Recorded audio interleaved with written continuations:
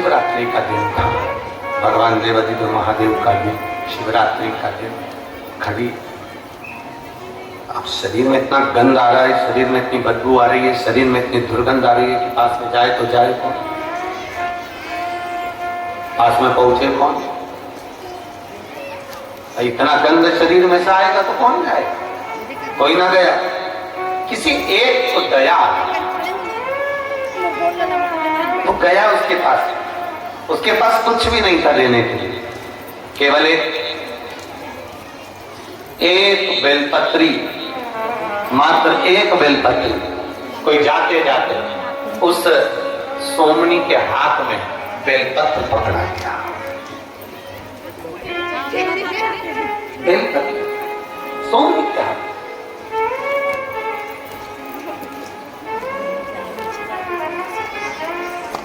पूर्व जन्म में जिसने 1000 गौ माता का दान करा होता है, 1000 गौ माता का दान किया होता है, बेलपत्री का वृक्ष उसके घर में लगा हुआ होता है। अपने जीवन काल में जिसने 1000 गौ माता का दान दिया होता है, 1000 गौ माता का पूर्व में दान किया होता है, तब हमारे घर में एक बेलपत्री का वृक्ष लगा होता है। और घर में लगे बेलपत्री के वृक्ष को जो काटता है, समझ लेना उसने हजारों गौ हत्या एक साथ कर दी हो, इतना पाप उसके मस्तक पर चढ़ जाता है। एक बेलपत्र का वृक्ष हमारे जीवन की सार्थकता दे देता है। एक बेलपत्र का वृक्ष।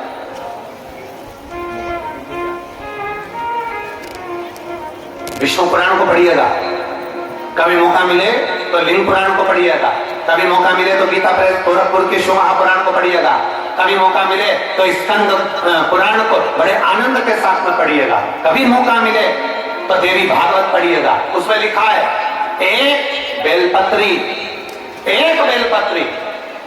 अगर कोई देवाधिदेव महादेव को समर्पित कर देता है, या एक बेलपत्री कोई दुखी है और उसको भी अगर वो दान में एक बेलपत्र दे देता है, तो शिव महापुराण की कथा कहती है आधा किलो सोने के सिंहासन पर शालिग्राम भगवान को सोने से श्रृंगार कर कर दान करने का जो पुण्य मिलता है, वो एक बेलपत्र दान करने से प्राप्त हो जाता है।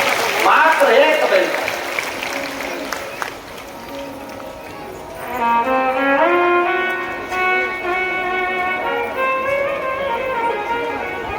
केवल एक, ये जीवन का सुख देने वाला। अब वो सोमनी के हाथ में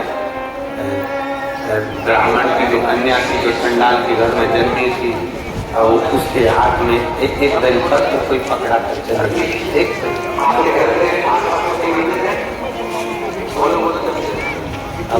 उसने ऐसा एक ऐसी चीज होती है जो अंधे को भी नजर आता है। बोलो सही। ऐसा एक ऐसी चीज होती है जो अंधे को भी नजर आता है। आप पैसा और एक पड़ा हुआ कागज का टुकड़ा, एक जैसी कटिंग करना कागज के टुकड़े की, बिल्कुल पैसे जैसी, और किसी अंधे व्यक्ति को वो कागज का टुकड़ा पकड़ा देना, तो वो कह देगा मेरे को बेवकूफ समझता है, तो मुझे कागज का टुकड़ा दे रहा, तो मुझे बेवकूफ समझता है। और अगर पैसा पकड़ा दिया तो पहचान जाए, मतलब पैसा अंधे को भी नजर आता है।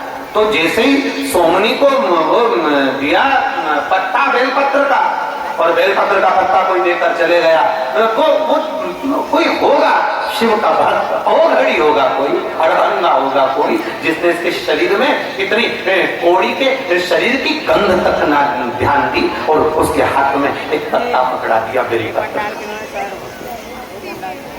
बेलपत्र का पत्ता।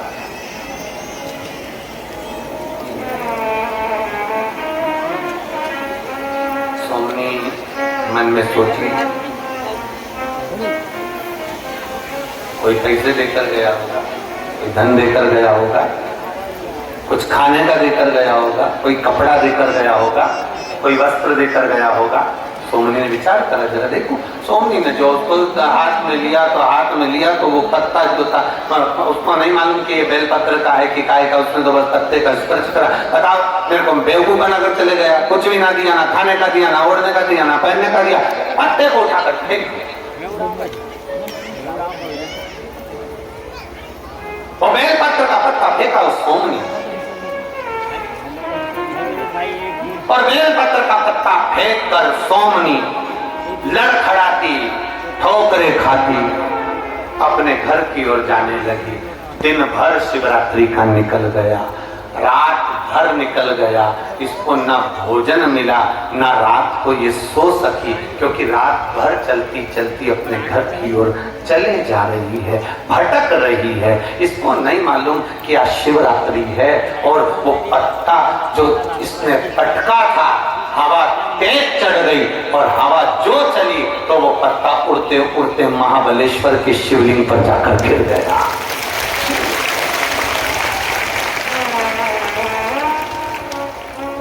पत्ता शिवलिंग पर, महाबलेश्वर के शिवलिंग पर महाबल पर मिला।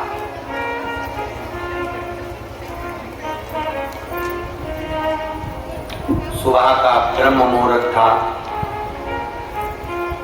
सोमनी ठोकर खाकर जमीन पर गिरी थी, कौड़ी शरीर था, आंख से अंधी थी, रोगग्रस्त थी, प्राण छूट गए।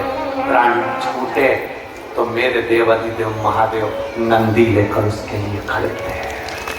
नंदी लेकर मेरे महादेव नंदी लेकर उसके सामने खड़े। नंदी, जब नंदी लेकर मेरे देवाधिदेव महादेव उसके सम्मुख खड़े, नंदी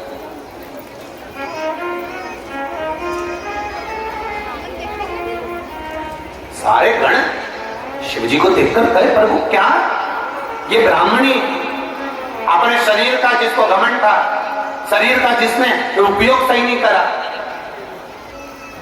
बछड़े को मार दिया, उसका मांस खा गई, चंडालिनी बन गई, आंख से अंधी थी, कौड़ी थी, शरीर बेकार था।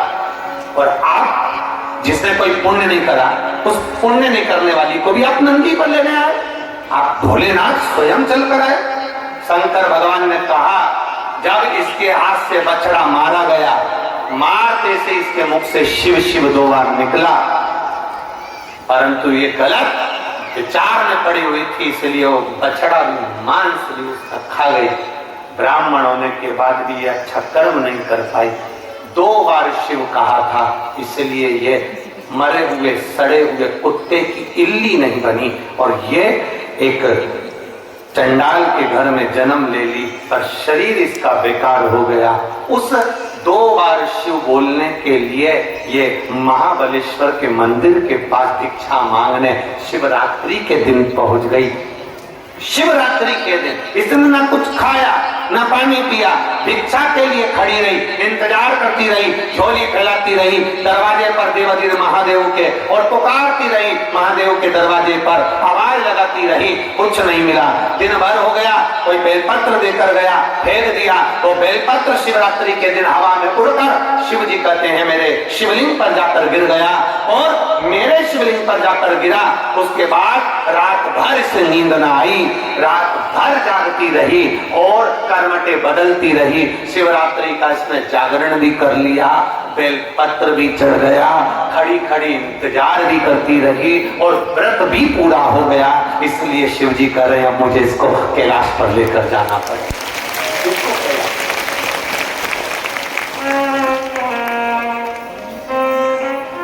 अरे कितने पुण्यशाली हैं बालोद के लोग, कितने प्रबल भाग्यशाली हैं बालोद के लोग, जिनको मौका मिला श्रावण के इन 5 दिनों में इतने आए हुए शिव भक्तों की सेवा करने का, इनका मुंह झूठा कराने का, इनको पानी पिलाने का, इनकी सेवा करने का।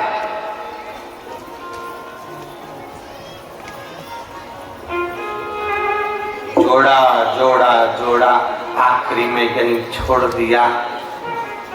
बच्चों के काम आया, तुमने अपने लिए क्या किया? बीमा जमा करा,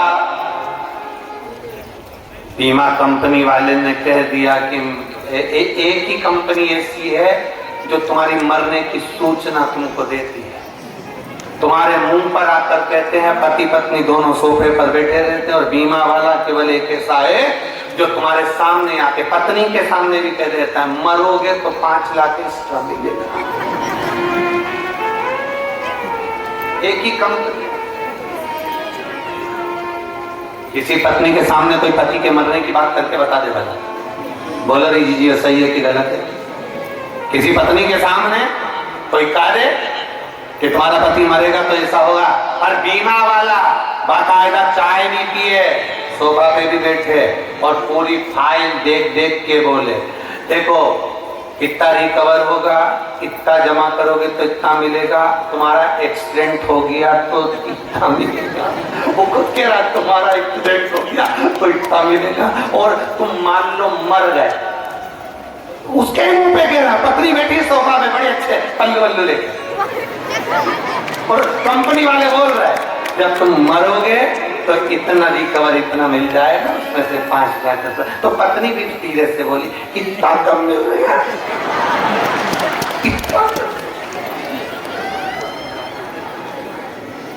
पत्नी भी बोली इतना।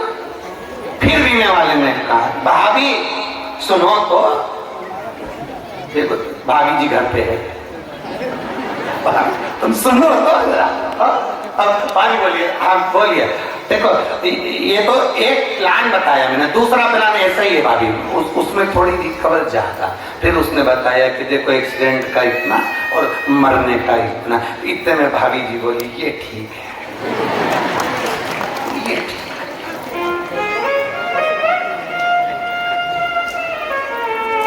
अब तुम किसी पत्नी के आगे पति के मरने की जरा बात करके बता दो कि तुम मरोगे तो ऐसा होगा, एक्सीडेंट होगा तो ऐसा।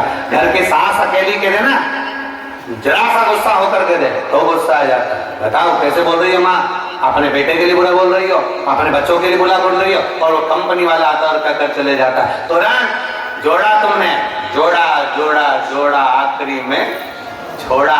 ये मौका मिला है 5 दिन बालोद वालों को, ये भगवान की कहीं कृपा भोलेनाथ जी की बालोद में हुई होगी, शिव कृपा का फल मिला होगा। करो सेवा, अपने अपने खजाने, अपने अपने भंडारे खोलो, और ये बाबा के जो भक्त आए हैं इनका मुख प्रेम से झूठा कराकर इनकी सेवा कर कर अपने धन की विशुद्धि करो और अपने जीवन की विशुद्धि करो। ये मौका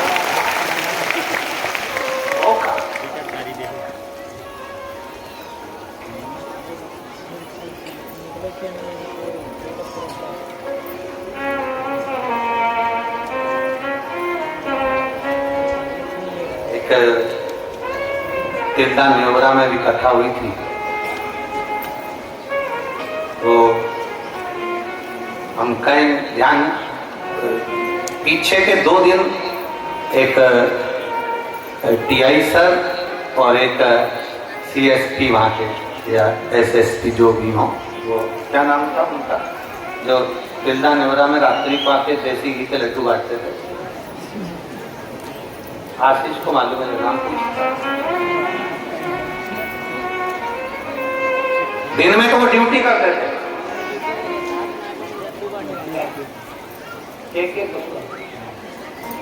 वो वहां के ऑफिसर 3 ऑफिसर मिल गए, और तीनों ऑफिसर दिन में ड्यूटी करते कथा के पंडाल में तिरदाने वाला में, और रात्रि को जब कथा पूर्ण हो जाती, सब व्यवस्था सुचारू चलती रहती, तो वो तीनों पुलिस वाले टीआई एसएसपी एसपी वह तीनों मिलकर रात्रि को देसी घी, जो कहते नाम था के पुष्पा,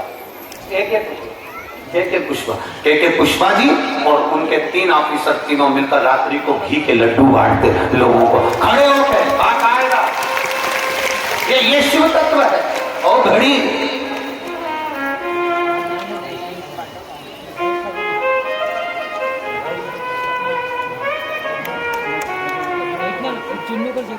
मौका मिला है दोनों हाथों से सेवा करने का। आपके दुकान के सामने से अगर शिव भक्त निकल कर जा रहे हैं, एक पानी का मटका वहां रखो पानी पीने के लिए। आपके दरवाजे से शिव भक्त निकल कर जा रहे हैं, ये मौका कहां मिलेगा, किसके दरवाजे पर कौन आता, किसके द्वार पर कौन आता है? घर से चलो, 2 लोगों का भोजन टिफिन में भर कर लेकर चलो। जहां कथा सुनने बैठो, आसपास वाले को 2 रोटी अचार में रख कर दे दो। लो साहब, खाओ साहब, बाबा का प्रसाद है, खाइए। घर में जो भोजन, घर में जो खाते हो उसको भोजन कहते हैं, होटल में जो खाते हो उसको खाना कहते हैं, और भगवान की कथा में बैठकर जो खाते हो उसको प्रसाद कहते हैं। उसको भाव से, दिल से, हृदय से, चित्त से, आनंद से